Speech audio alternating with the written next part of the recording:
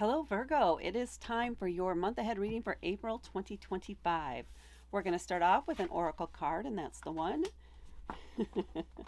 for the month ahead. This is going to be your primary energy or theme for the month of April, and we have morning. The world awaits you. So there is a sense of anticipation. You have something on offer or something that's been in the works for a while that maybe you're delivering on or talking about or something. Feels like this could be a talk in April. April's a key month for this. I don't know if you're meeting with some bigwigs or some people in the community or something like that, but there's a sense of anticipation. They're looking forward to whatever it is that you have to share, whatever it is you have to say to them. They want to know. They are genuinely interested. So this is a good time for that big meeting or the big talk or whatever it is that maybe you've been putting off a little bit. Strike while the iron's hot. There's also a sense here too that if you have overcommitted yourself and you need to juggle some things, people will be accommodating for you this month. You just need to let them know, at least give them some notice. Don't just do it at the last minute. Give them as much notice as you can that you need to change things around because you've double booked or something else came up. So if you're wondering if you could just move it to another day or something like that, or another time, whatever it is that works for you, so that you can be fully focused on that thing or whatever conversations or meeting you have when you're there and not worrying about missing the next one or maybe worrying about missing the bus or being late. Give yourself buffer zones. But people will be accommodating for you. But you have to ask. All right, let's see what your tarot cards have to say. We have the Knight of Swords, the Ten of Swords, the Queen of Cups, the Nine of Cups, and the Seven of Swords. Yeah, that's even enough. So you have a lot of swords.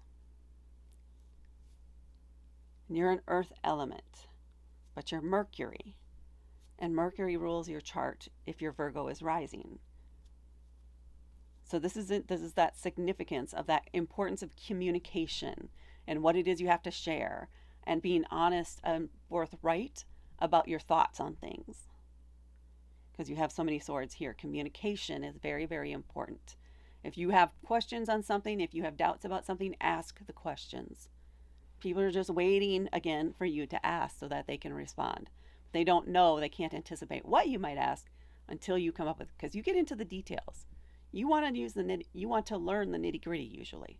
So this is your time to shine. Ask all the questions, get all the information. Get the clarity that's needed to make the right decisions in the months to come. So this may all be about gathering information and making sure all the pieces are ready or in place, or getting them set up so that they are in place. Do what you do. Let yourself shine. Let yourself shine. Kind of like that these are blue cards here, and even this one, this one's a little more green, so it's trusting in your heart energy a little more, but the blue is about the throat chakra, about speaking, about communicating. And we even have it in here. Oh, and so now that I'm drawn to that, there's fish in there. I don't know if you can see that. On the window, it's like she's under sea, or maybe there's just wallpaper or something in the background. There are fish there in the blue. And fish can kind of represent our emotions. It's water element, right? So the communication, at least for some of you, has to do probably with a relationship or somebody where the emotions are running deep. And maybe you haven't been clear or they've been waiting for you to make a decision about where you want to take a relationship. You need to have a very long, honest conversation and discuss where they think this is going, where you think this is going, where can we find compromise, where do we not want to compromise, can we work with that or not. So deep, long conversations. It's going to be a month where you're going to be talking a lot, probably, and making sure everybody's on the same page. Clarity is key. All right, Knight of Swords. This is a go, go, go, go. Go ask the questions. Go attend the meetings. Go get it, go get it, go get it kind of a card. Knight of Wands, or Swords, sorry. Knight of Swords, again, with the information. Knights, to me, a lot of times there's somebody who's like just graduated from college, so they have the information, but they don't have the experience yet. So this may be a new area that you are getting into, which is why it makes it even more important that you get as much information as you can before you act on it, so that you can make the best moves possible when the time comes. So get those questions going out. Throw them darts. See what lands. See what pops up. And then we have the Ten of Swords. Tens are completions, they're endings, they're conclusions. The Ten of Swords in particular is usually a much more foreboding look on this card, or image for this card. But this is the end of the line when it comes to communicating with at least one other person or communicating in some way. So, like cutting out some sort of social media app, or maybe you're blocking a specific person on all fronts. No emails, no phone conversations, no texts, no messages, nothing. You want nothing more to do with this person, and it is okay for your own energy protection to cut off communication. Or maybe somebody for some reason is cutting off communication with you. That is okay. It's a very strong boundary. Clearly there's no alignment there, or there's some issue going on, and it's just better that you let that go, that you leave that behind, because you have this bright future in front of you as indicated by this card. You're walking off into the sunset. So to go walk off into the sunset and talk to all these other people. And then we have the Queen of Cups. Queen, leadership, feminine energy, very nurturing. But cups, the water, I like that synchronicity too. The water element, the emotions, your intuition, even a little bit, maybe tingling on something in particular. Do not be afraid to have the deep emotional discussion. Do not be afraid to be vulnerable in front of people. Your words are going to have a big impact because they're coming from an emotional perspective or from your emotions. They sound very logical and things, but you feel deeply about this subject or whatever this conversation is, especially if it's that conversation with another person that's close to you. This is very important to you, and it will show, and that will influence where things go. Don't be afraid to let those emotions shine through. They give you power. They are part of your power. Let them be what they are. Stand in that power. And then we have this Nine of Cups card just bursting with the joy, right?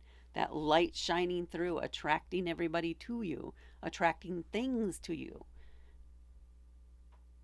Strong emotions again, but joy and success and pride in what you are accomplishing, what you have accomplished thus far. Don't be afraid to show that off. Don't be afraid to talk about your success. Don't be afraid to talk yourself up. It may feel a little bit by bragging, but it's facts, right? It's something you're proud of.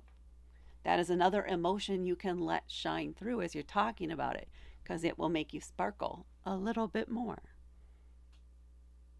And the world waits for you. And then we have the Seven Swords. So this is the only tentative or potential issue or hiccup we have here. Seven of Swords indicates somebody maybe stealing from you.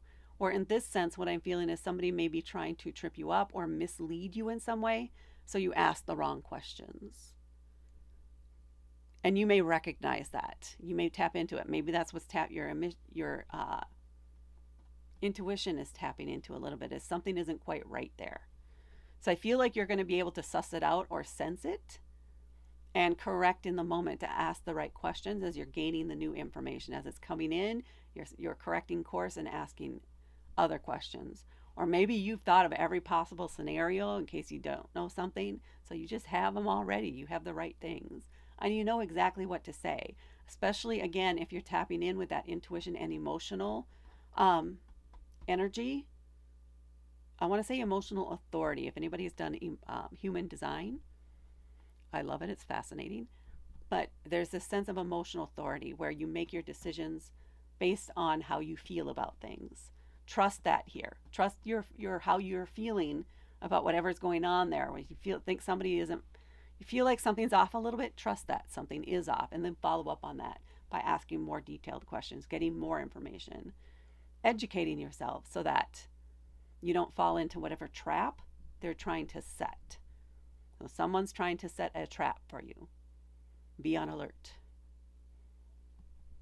And that, Virgo, is what I have for you for your April reading. Please hit that like button. Please share this with others.